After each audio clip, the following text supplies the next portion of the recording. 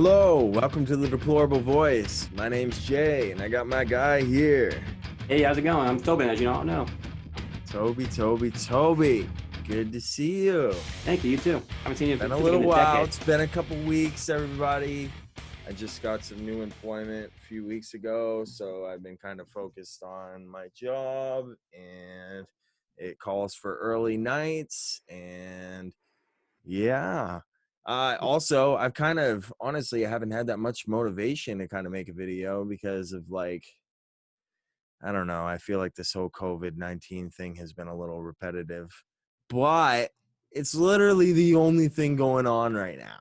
Mm-hmm. So we can't run from this anymore. No, we can't. We can't hide from it. We can't run from it. It's just like, it's not that I don't have any insightful thoughts on it, or like I don't notice what's going on, or that I don't even find it interesting. It's just the fact that it's just kind of, when you talk about it, it's like, it's just really depressing. You know? Mm-hmm. It really is truly depressing. It's something that everybody is trying to kind of hide away from it, but you can't really hide away from it. Right. Well, I want to ask you, Toby, like, Mm-hmm. what have you, on an individual level, kind of what have you seen go on around in your parts? Around. In that area, Portland. I know you go to Portland quite a bit, Saco area. What have you been seeing around there? What are people like? Like, what are people like around you? Like, is it like the apocalypse right now, or like what's going on? I would definitely say it's a lot like the apocalypse. Like everybody's like all doomed and gloom. Everybody's like not friendly. Not all it takes is a simple smile, a nod, like hey, how you doing? Well, like most guys do. That's the kind of the guy code, kind of go like this. And not even the guy code's doing it. It's something that I notice people are a lot more skittish about being around. People are more jerks. This is face to facts. People are more rude, more obnoxious. Like get out my plate out my way, and let's move on. What about like masks, gloves, sanitizer, social distancing? What are you seeing those things out in public? And Actually, I to am. what degree? Like today, for example, I went to Walmart today, and there was like one person that had had a gas mask on. So like you see in Jericho, the TV show Jericho, where like you worry about like radiation in the air. And he had like a tube right here, and then like an air purifier right here. It's like he literally had that, and no joke. It's something like you see like in Call of Duty, like on Call of Duty 4, like when they're coming back from the evac zone. Yeah, it's pretty nasty. And then I have seen people wear gloves and white and like blue fancy mat like. Yeah, but how many out of the people that you've seen? How many?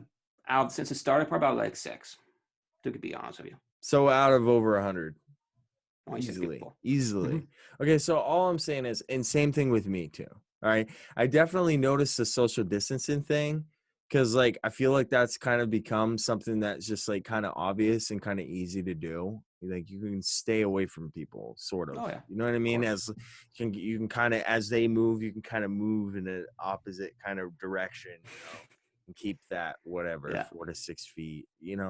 Even though this virus can only be transmitted through like actual like touching fluids, that type of stuff. It can only be transmitted via like if you touch and you put it right. Even if someone's smoking a cigarette like next to you and like blows it in the air, you can't get their virus through that. No, you can't.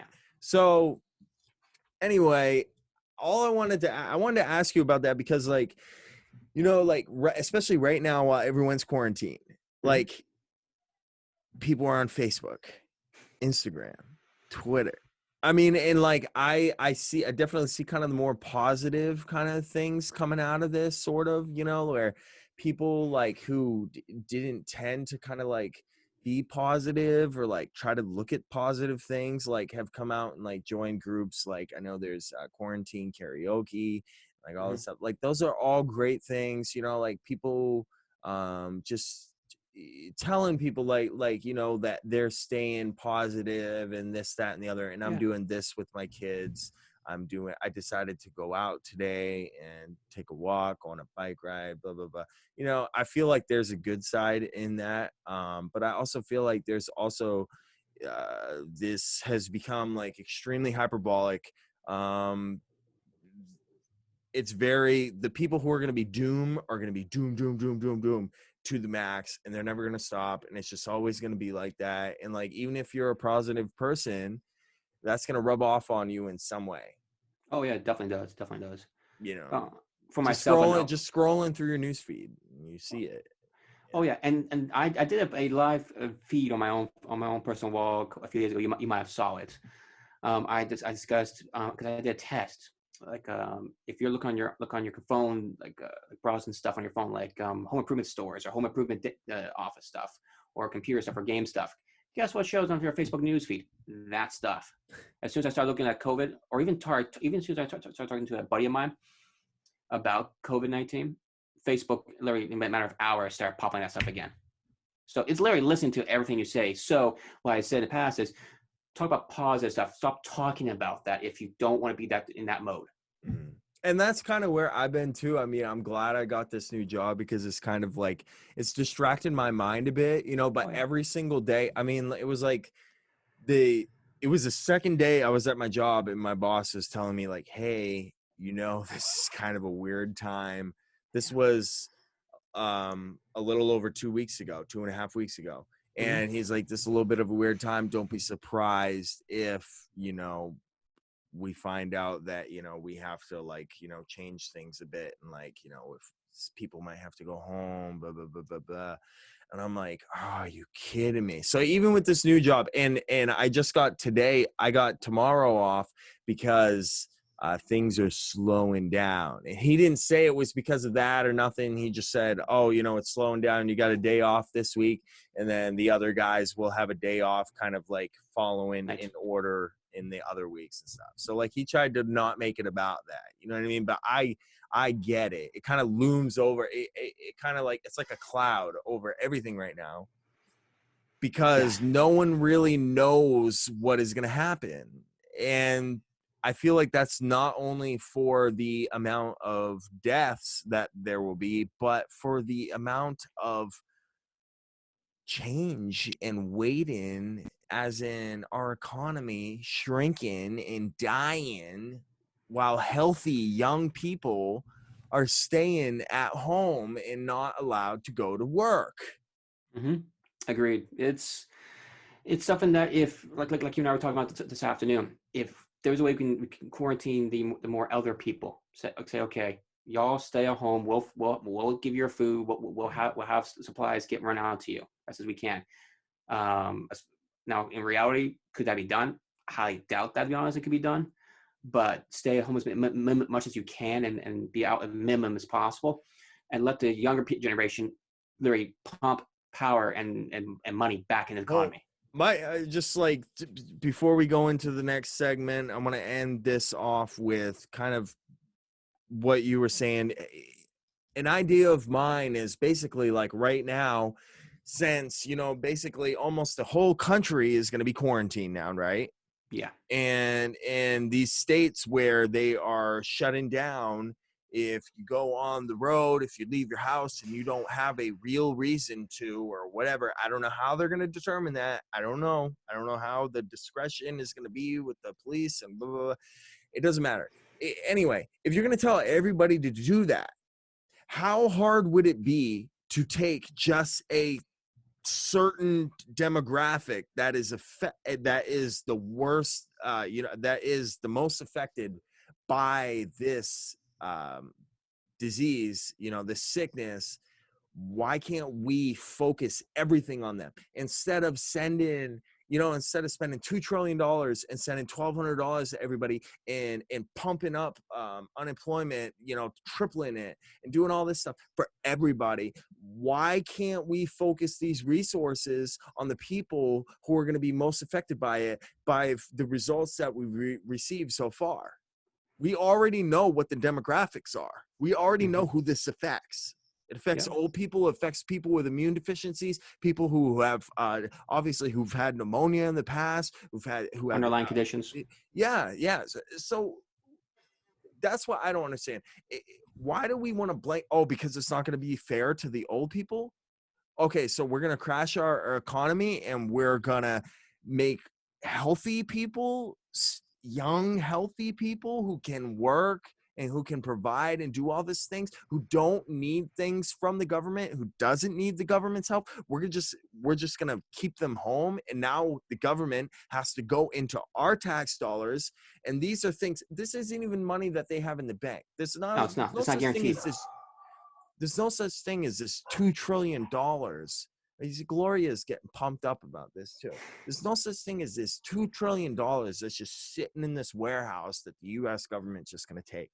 No, this is our tax dollars in the future. All right, this is our tax dollars in the past, present, and future. This is money that we are going to owe. This is going to stack right on top of the debt, and to crash our economy over this is absolutely ridiculous. The stock market has dropped quite a lot. Before it started, it was in the top of its line, and now it's lost all its gains that President Trump has. Oh yeah. Since he started, it's lost the entire gain that he made. Oh yeah. You know, but I'm honestly, it's past that point of even worrying about that anymore. It's past that point. I've come past that point. That was probably almost 3 weeks ago that I was kind of worried about that stuff. Even when it was dropping, 1,000 points a day. Yeah. I'm past that point. You know what point I'm at right now? I'm at, and like, I'm really not one of those hyperbolic. I don't really favor conspiracy theories all the time. I'm not a Republican. I'm a conservative, right? But if someone heard me talk to if I told them how I believe, I would kind of lean like libertarian, but I'm not a complete libertarian because I feel like that some form of government, is a good thing. All right. So, but I feel like too much government is not a good thing at all. You know what I mean?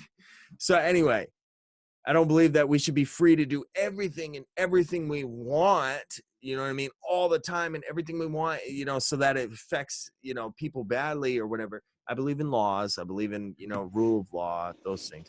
But when it comes to kind of this essential, non-essential jobs, right? So basically all the essential jobs right now are saved. If you have an essential job, you can go to work and you can drive on the road, and your work will give you a piece of paper that says that you are allowed to drive on the road. This is crazy. This is some stuff you'd read in a book somewhere, some fiction book, about the about North Korea or China or something like honestly, that's the way I'm thinking right now. Mm-hmm. I'm starting to get hyperbolic about this. I'm not that type of person, but now I'm starting to get like, what's going on? Okay. It's been 3 months. I understand the death total. All right. It's almost 3,000 people now. I understand the death total, but it's been 3 months. It's been 3 months. Anyway, I don't want to minimize the death of any life ever. Never. But we take risks our entire life. Every time we get in a vehicle, we take a risk. You know what I mean? Every time you get on a stupid roller coaster, you're taking a risk. But a vehicle would be a better, example. Just because, you got to get your vehicle to get you to work, or you got to get your vehicle to get you to the grocery store, to get you food, or to, to get your money that, make your living and all that stuff. You need to be mobile. You need to be able to move around. You need to be able to do this stuff. So you take that risk and you go on the roads every day with people who you don't even know. Yeah. All right. Who could be intoxicated, who could be sleeping, who could be whatever. But you know what? You're going to still get in that car. And guess what? If there was 1,000 accidents tomorrow, you would still get in that car and you would go. Yeah. All right. That's all I'm saying. And when people want to compare this to I'm sorry, Toby, I'll let you get in 1 second. When people want to compare this to the Spanish flu 100 years ago, let me just remind you, it was 100 years ago. 100. How much has happened in the last 100 years? How much advancements have we made in the last 100 years?